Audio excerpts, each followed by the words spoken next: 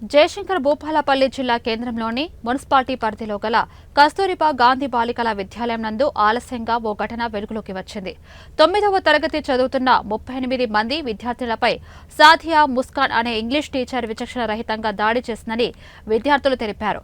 కిటికీల నుంచి బయట వారితో మాట్లాడుతున్నారని కర్రతో కొట్టినట్టు సమాచారం. తీవ్ర గాయాలైన రిషిత అనే విద్యార్థిని స్థానిక ఆసుపత్రికి తరలించి చికిత్స చేపిస్తున్నట్లు డీఈఓ రాజేందర్ తెలిపారు. తమ మీద అన్యాయంగా చేతులు వేసిన ఇంగ్లీష్ టీచర్ను లేనిపోని విషయాలు చెప్పి కొట్టమన్న స్పెషల్ ఆఫీసర్ను సస్పెండ్ చేయాలని అధికారులను విద్యార్థులు కోరుతున్నారు.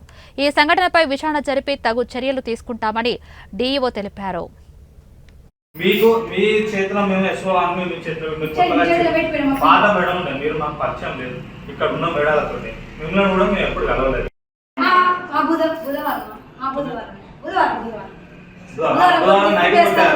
బుధవారం నైట్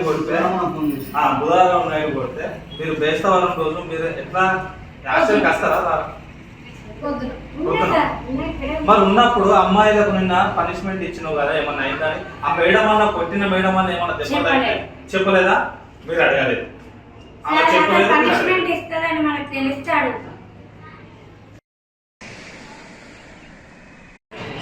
నా పేరు రిషిత. నేను 9th క్లాస్ చదువుతున్నా. కేజీబీ హై స్కూల్, ఇక్కడ కేజీబీ స్కూల్లో భూపాలపల్లి. నన్ను ఆ రోజు మా పేరెంట్స్ వచ్చారు. మా క్లాస్లో ఇన్సిడెంట్స్ జరిగింది. మా పేరెంట్స్ వచ్చి నన్ను అడిగారు.